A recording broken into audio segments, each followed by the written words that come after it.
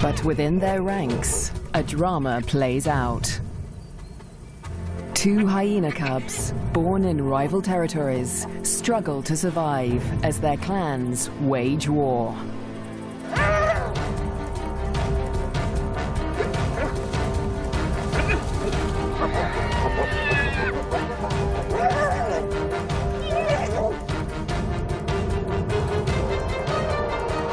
In this volatile world, will two new lives endure? The battles of the Bonecrusher queens. The Lure Plain, flat, dry, merciless. Temperatures soar and water is scarce.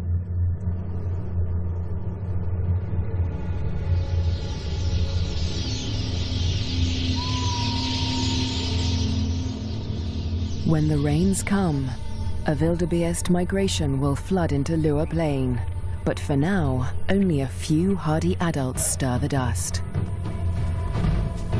Yet in this barren landscape, one of Africa's most underestimated predators has risen to greatness: the spotted hyena. Spotted hyenas are extraordinary survivors. Their powerful jaws crush through bone, and their cast-iron stomachs digest even rotting meat. Yet in many regions, these bone crushers hunt far more often than they scavenge. Female spotted hyenas are remarkable amongst mammals. They are larger, stronger, and fiercer than male hyenas. And they have the most male-like sexual organs of any female mammal. This bizarrely elongated organ was once thought to be a product of high testosterone levels in the womb, but today it continues to mystify scientists. The female hyenas govern the clans, led by all-powerful matriarchs. Neighboring clans are sworn enemies, and territorial trespassers are often viciously attacked. This story begins in Zambia, in the Lure Plain National Park, where spotted hyenas reign as the top predators. In the heart of the park is a thriving hyena clan.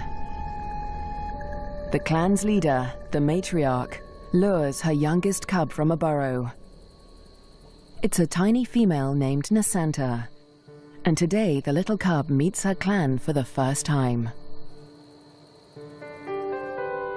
For 2 weeks, the newborn lay hidden in a burrow away from this main den, but now she is old enough to join the clan. Nasanta raises her leg in the typical hyena greeting, allowing her clanmates to identify her distinctive scent. The clan will recognize her by this smell, and she in turn must learn to recognize theirs.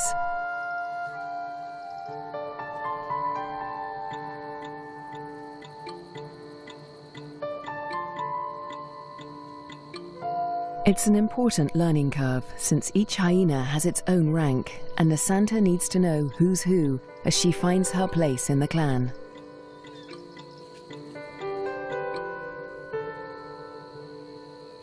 Fortunately, when it comes to rank, Nasanta has a head start.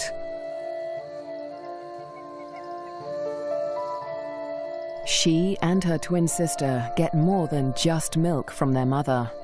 As cubs, they also inherit her superior status. As the matriarch, their mother ranks highest in the clan and enjoys the support and protection of all of the clan's dominant females. Nobody dares to confront her or her cubs. But not all hyenas live such charmed lives. 4 kilometers to the southwest is another clan, Nasanta's clan's greatest rival. This clan abounds with cubs.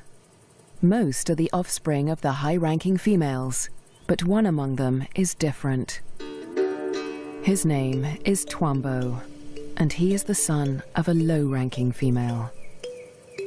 Like Nasanta, Twambo inherits his mother's rank, but this time, it's not a blessing. Low-ranking hyenas are often bullied by the clan, and with his mother's rank, Twambo will be a target. His mother will care for him, but she won't dare to defend him from the more dominant females or their cubs. Behind her lies Twambo's father. He's the alpha male, the top-ranking male in the clan. But all spotted hyena males are subordinate to the females. He ranks even lower than Twambo's mother. Twambo will get little support from his low-ranking parents.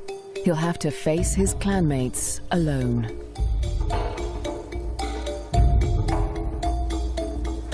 But for now, it's all good fun. At only a few weeks old, the cubs are more concerned with play than rank.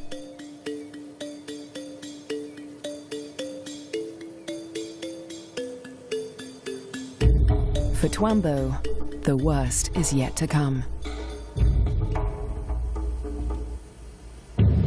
Twambo and Nasanta's home on the Lua Plain has a catastrophic history. For more than 100 years, the Lozi people have lived in the Lua Plain National Park amongst the wildlife, conserving and protecting it by order of the Lozi King. But a decade ago, around the turn of the 21st century, everything changed. A scourge of poachers invaded Lua Plain. Weapons streamed in from war-torn Angola, and a massacre was unleashed. Lions were targeted for their valuable skins, the herds for their meat.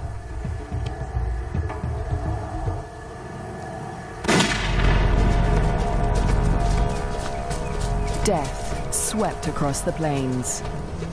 Thousands were slaughtered.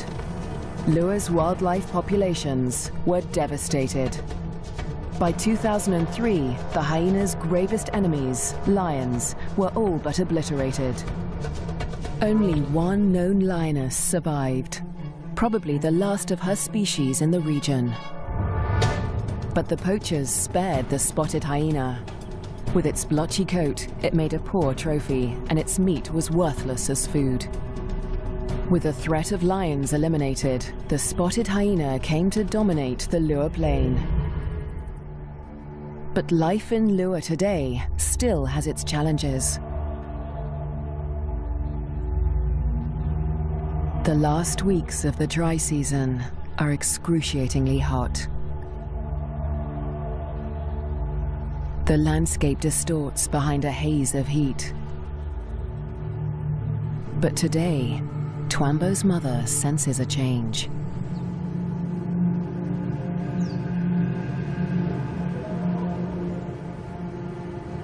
A wind has picked up, carrying with it the promise of relief.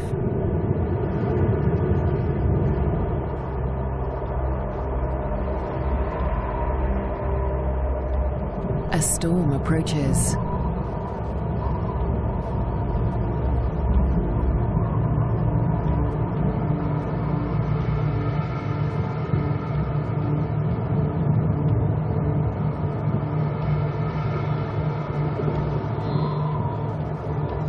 The wildebeest bulls revel in the anticipation of rain.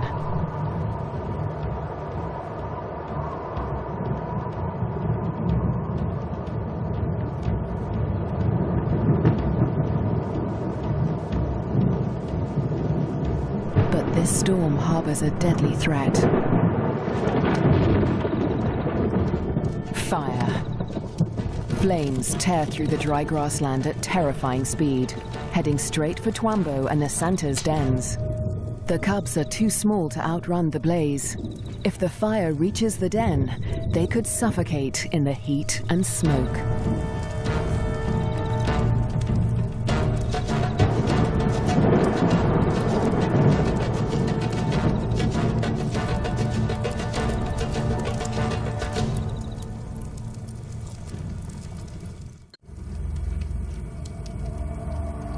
A new dawn brings the dying flames of the inferno.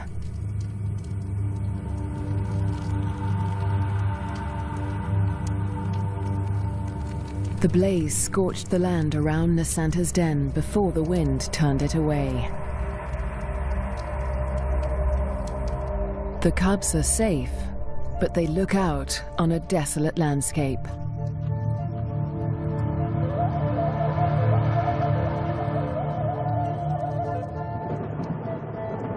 As the last embers burn to dust, the promised rain arrives at last.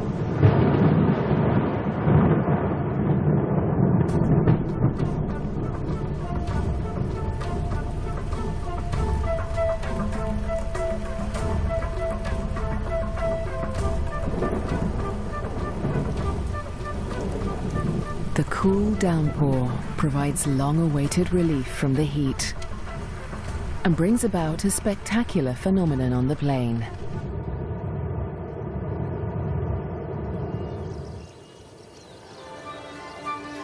A few days after the fire, a carpet of pink lilies sprouts across the plains. Triggered by chemicals in the smoke from the fire, the beautiful bloom lasts only a few weeks.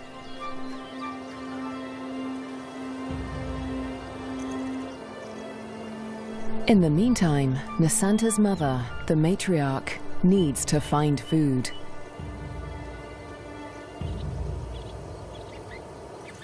The matriarch heads north, where the first herds of the migration begin to gather, leaving young Nasanta untended at the den. Spotted hyena milk is so rich that Nasanta can survive without suckling for days at a time, so the matriarch can afford to venture far from the den in search of food. At last, she spots a telltale sign of a potential meal. Vultures.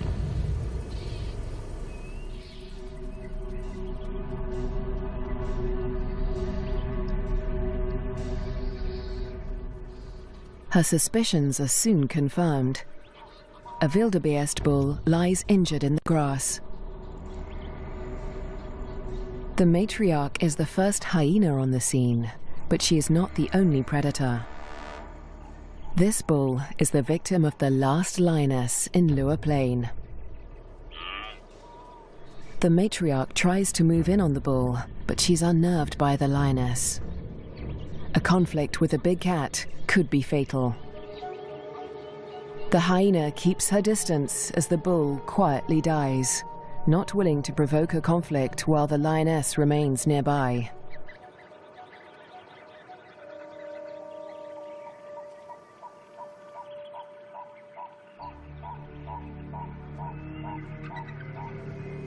The circling silhouettes of the vultures can be seen from far and wide, guiding the matriarch's clanmates to the kill. In the darkness, the hyenas feast at last.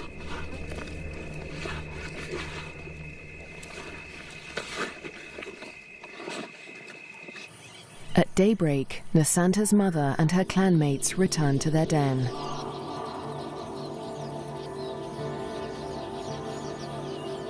The matriarch rouses the cubs. Nasanta is larger now, and lighter fur marks her face and neck. The adults have returned with meat, a rare luxury for hyena cubs.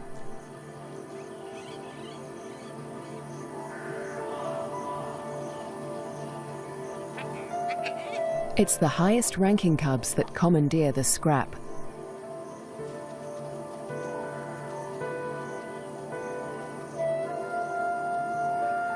Nasanta is lost to the feast, but she fights for her share. The other top-ranking cubs are stiff competition, and they won't let lower-ranking cubs anywhere near this scrap. As an adult, Nasanta will have to contend with highly competitive clanmates at kills. She must learn to eat fast or lose out, since a clan can reduce a carcass to scraps in less than 20 minutes. She will still suckle her mother's rich milk for about a year, but this new taste for meat is the beginning of Nasanta's transformation into a deadly and efficient predator. The Lua Plain is undergoing an extraordinary metamorphosis.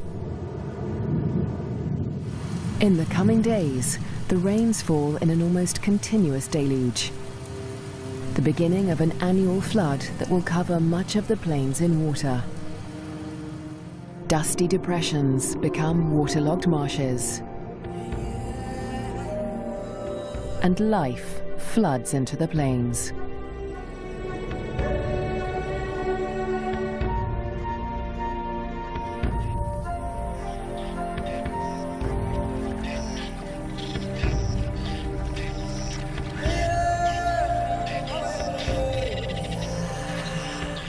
At last, the migration arrives.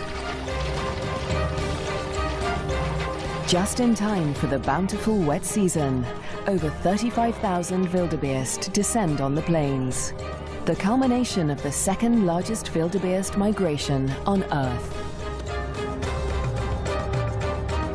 Most of the cows are pregnant, and in the next few weeks, all of them will give birth.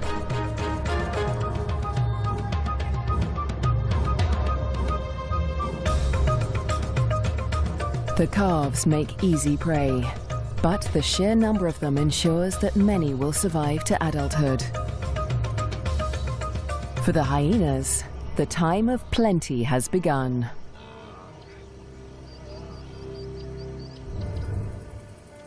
Meanwhile, at the den to the north, Nasanta is finding her place in the clan. She marks the grass around the den with a distinctive scented paste from glands beneath her tail. The adults use this pasting to mark their territory. For Nasanta, it's part of the process of establishing her rank.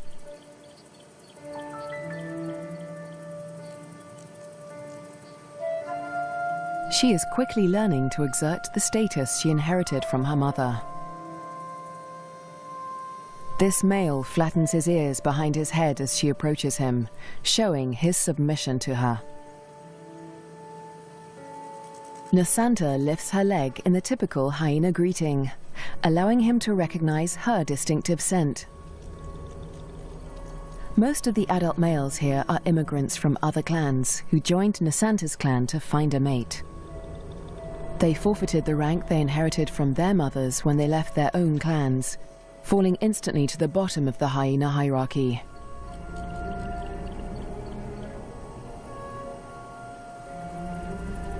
Despite Nasanta's age and tiny size, this male and all the other adult immigrant males in her clan are subordinate to her.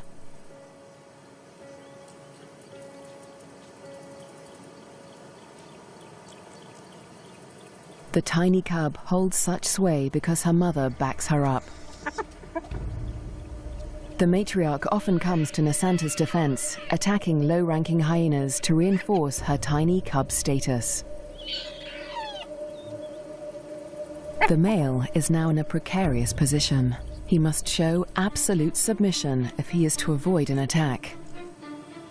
Nasanta follows her mother's example, sniffing the male's genitalia. He bows and bobs his head to show his subservience.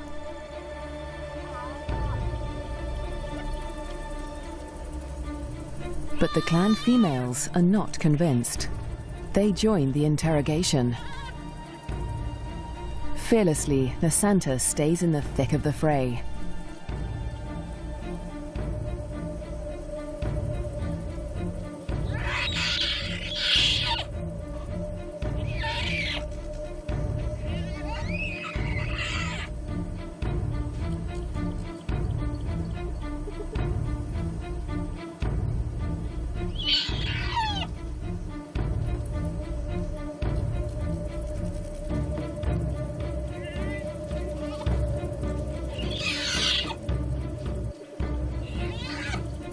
The other cubs are jumpy, but Nasanta seems fearless.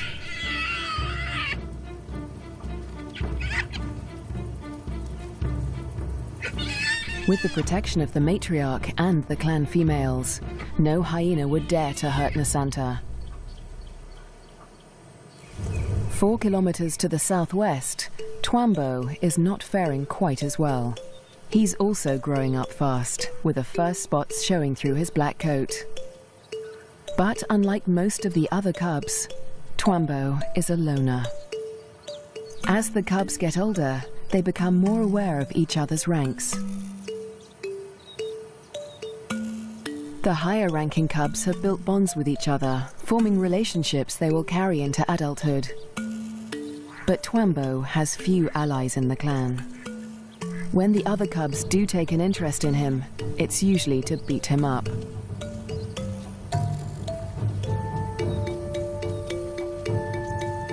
The older the cubs get, the more they pick on little Twambo. And unlike Nasanta, Twambo will get no help from his mother. He must fight his battles alone.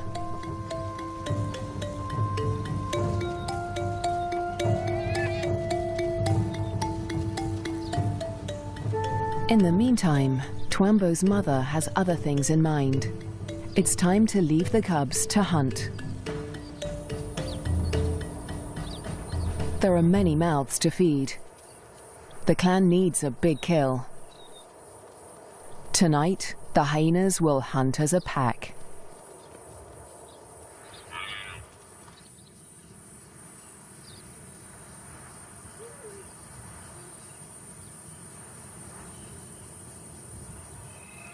The search for prey takes Twambo's clan dangerously close to rival territory. They are right on the border of Nasanta's clan's hunting ground. Clans are viciously territorial. If they're discovered, a conflict could break out, but it's a risk they are willing to take. They isolate a small herd of wildebeest, seeking out the most vulnerable targets.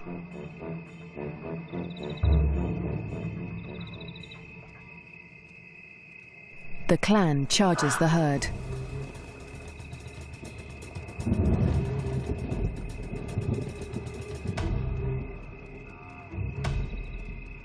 A cow bolts in panic.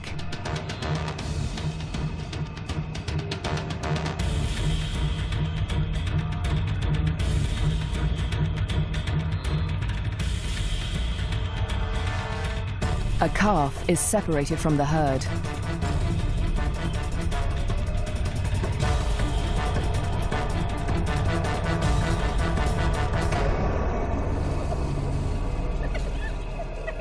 Both mother and calf fall to the deadly pack.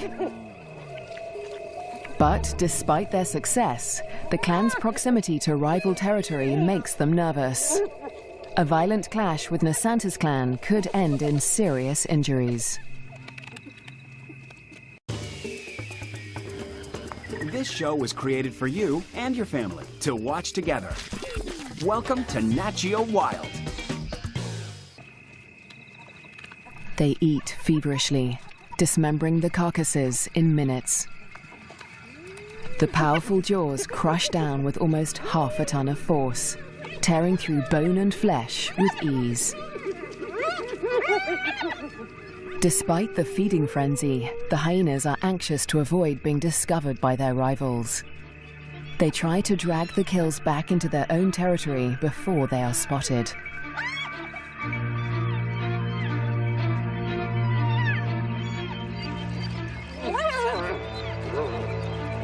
The move comes too late. A territorial patrol from Nasanta's clan has come to investigate.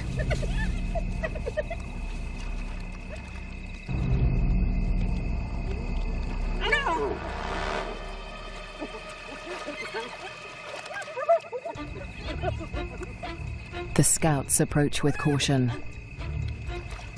as the intruding clan braces for a fight.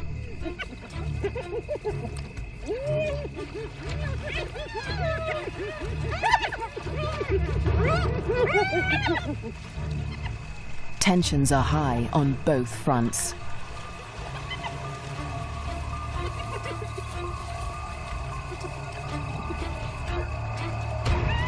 A few scouts try to approach the kill, but the intruders chase them off. The scouts are grossly outnumbered. They won't win this fight alone, so they retreat. But this battle isn't over yet. The scouts will return with reinforcements.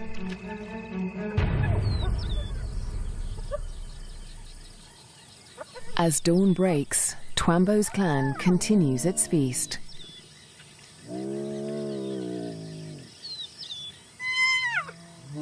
Lulled into false security, they hold their position, still precariously close to enemy territory.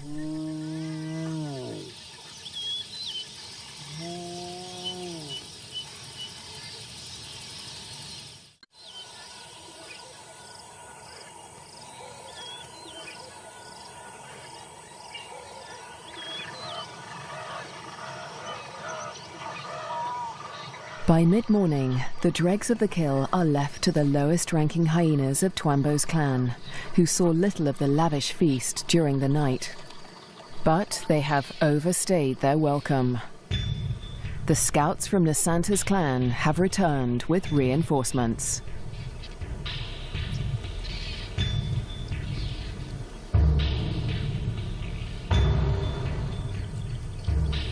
This territorial infringement will not be taken lightly.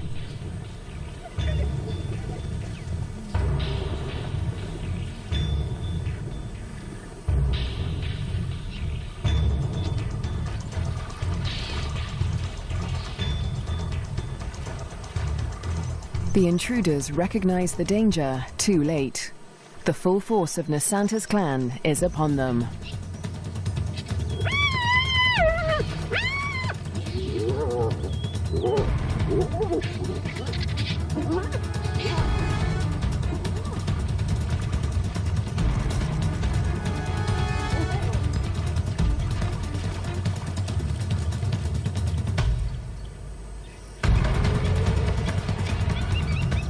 Twambo's father, the intruding clan's alpha male, is in trouble.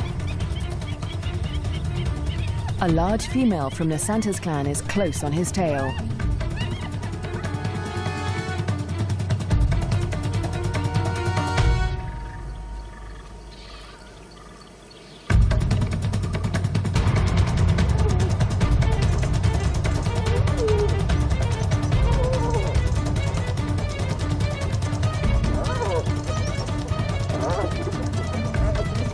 He is cornered.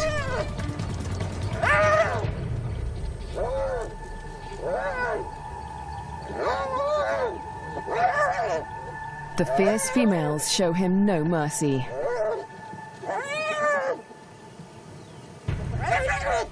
They target his spine and ears.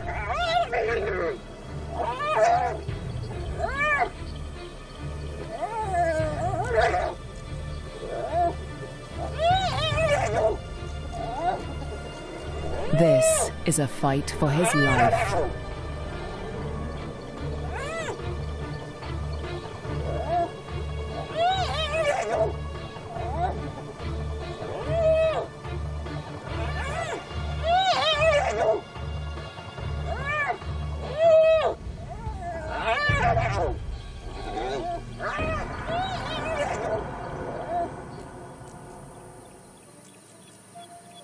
As dusk falls, the battered members of Twambo's clan return to the den. Many are wounded, but only one is missing: Twambo's father.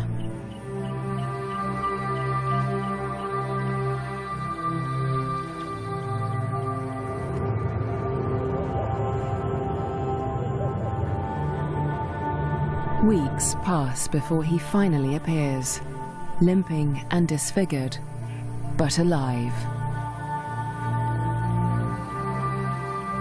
His wounds have healed, but they will mark him for life. His ear has been ripped from his head. But the alpha male's injuries are not the worst of the fight.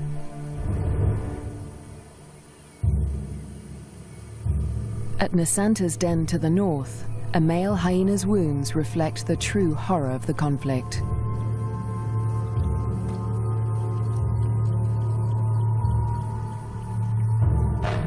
His nose and lips have been ripped from his face, healing into a permanent snarl. Next to humans, hyenas are probably one of the most fatally aggressive animals on Earth. One day, Twambo will have to breach this deadly territorial rivalry when he leaves to find a mate in a new clan.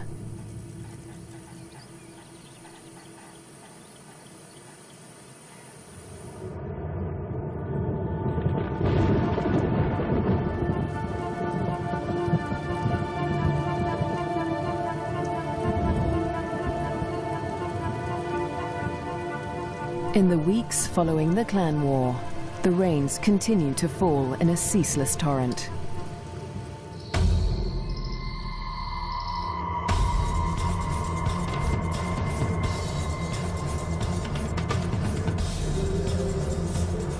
Rising waters swallow vast tracts of land.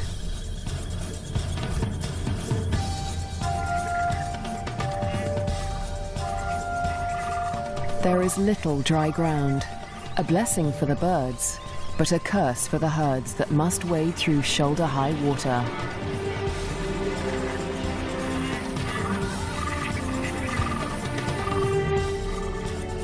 The flooding encroaches fast on Twambo's den.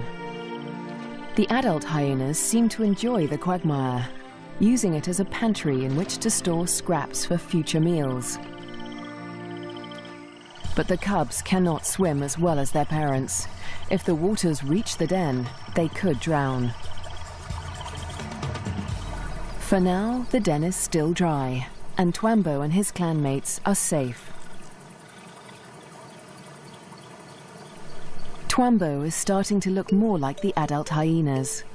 His once black coat is now a spotty mane of brown fur, and he has more than doubled in size. But his low rank remains a problem. Even the smallest cubs still actively pick on him.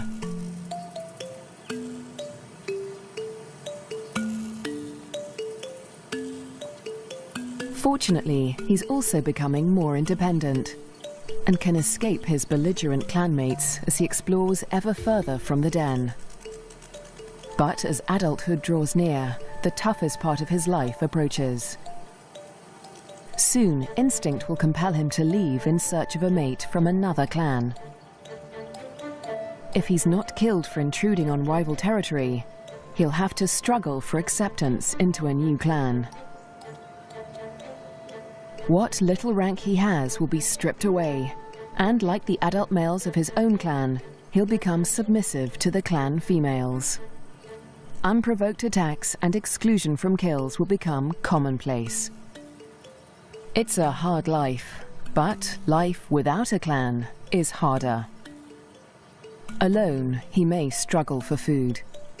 His ability to draw nutrition from even the oldest bones may become a matter of survival. At the clan to the north, Nasanta and her sister will not suffer this fate. As high-ranking females, they will never want for food. In fact, unlike Twambo, they will often be the first to feed at kills.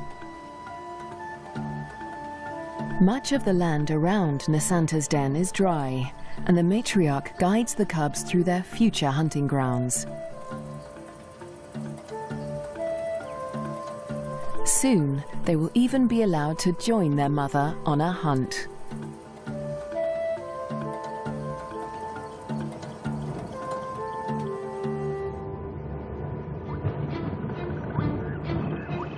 At nightfall, the rains begin anew. Catfish squirm through the flooded Lua Plain as the waters rise ever higher. If the flood reaches Twambo's den, it could change everything for his clan.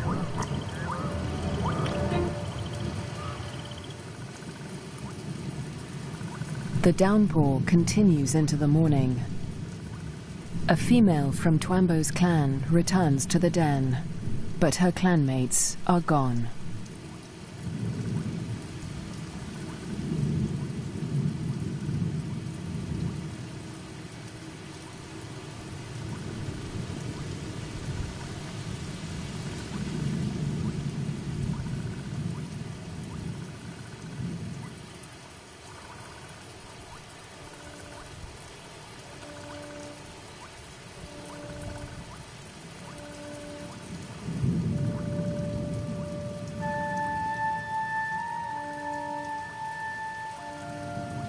The burrows lie empty.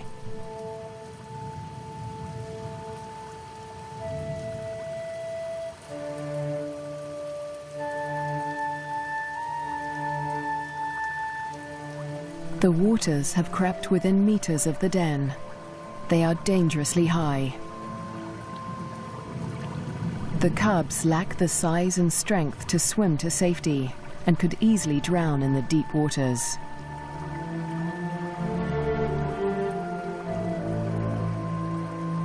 Cut off from dry land, the den could become a death trap.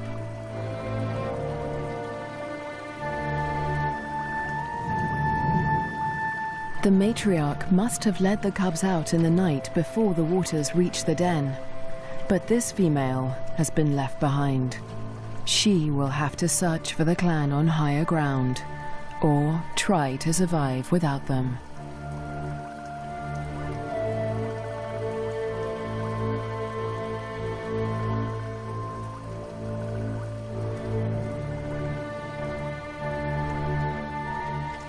Was Twambo with the other cubs when they left? Or has he too been abandoned in the flood, left to search the territory for remnants of his clan?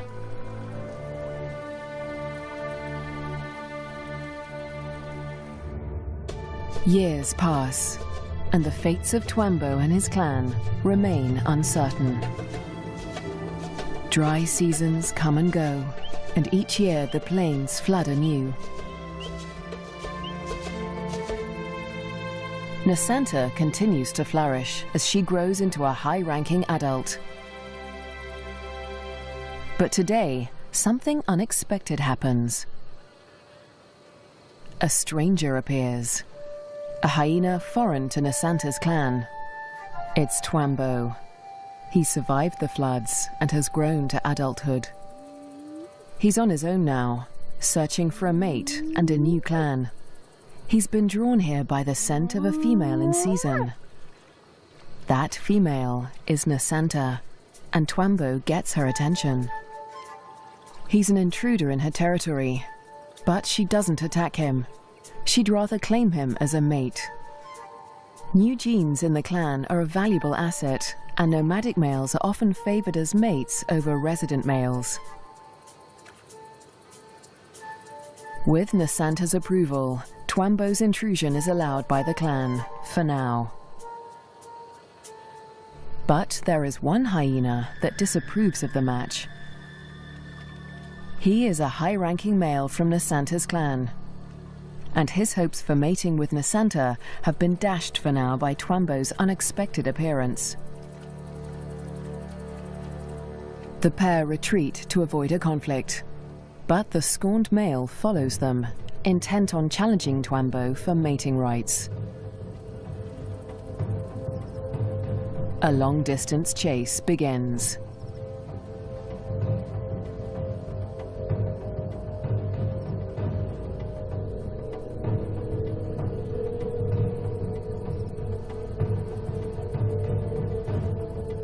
In the blistering midday heat, Twambo and Nasanta try to outrun their pursuer.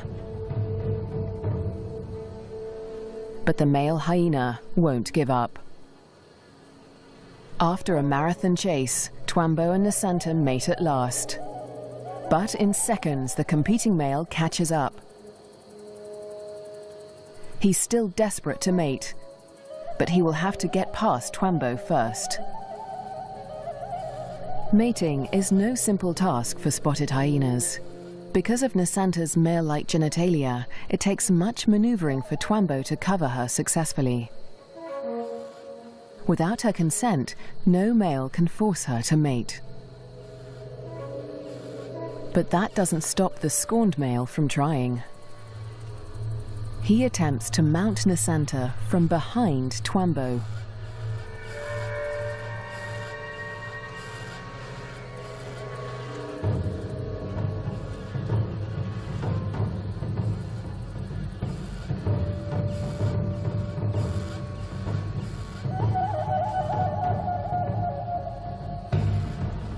At last, the male accepts defeat, leaving Twambo and Nasanta to complete their courtship in peace. But when the mating ends, so too does the clan's tolerance for Twambo. He must still gain acceptance into Nasanta's clan.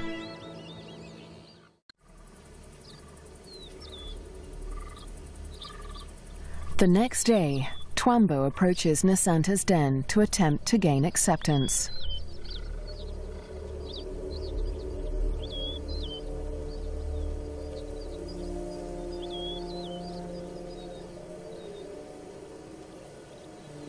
The dominant females immediately investigate the stranger. Twambo flattens his ears and bows his head to show his submission. But it's not enough for them.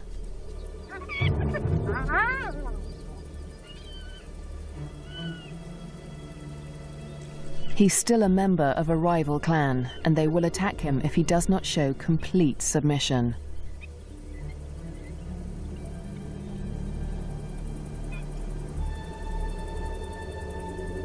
In order to gain acceptance into the clan, Twambo must also win the favor of the matriarch, Nasanta's mother.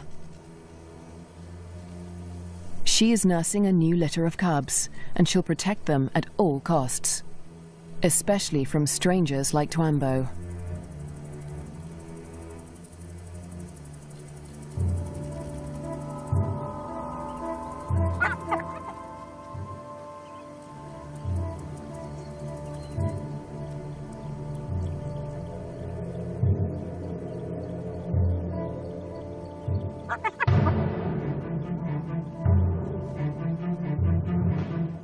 Twambo keeps his head low, showing absolute deference.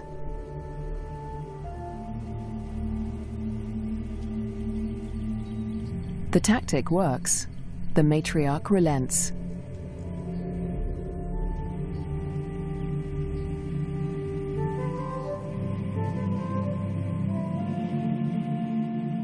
Finally, she allows him to greet her by sniffing beneath her hind leg.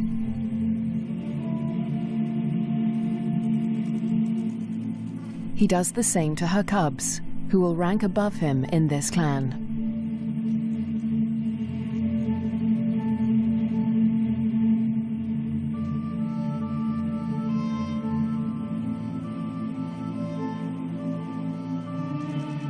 At last, he is allowed to lie down only meters from the matriarch.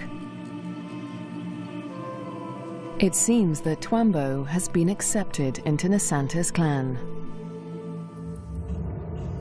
Now, it is Nasanta that must face her toughest challenge yet. Over the next 4 months, her pregnancy comes to term. At last, the moment arrives. She sits at the entrance to a solitary burrow, where only days before, she survived an excruciating birth. Because of her unusual male-like genitalia, a female spotted hyena's first birth is always extraordinarily painful. Stillbirths are common, but Nasanta's one tiny female cub survived.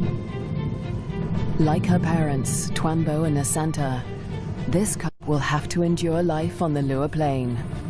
She'll be spared from a life of bullying like Twambo's because she'll inherit Nasanta's high rank. But she'll still have to survive desperate drought, torrential flooding, natural disasters, and vicious rivalries with other clans.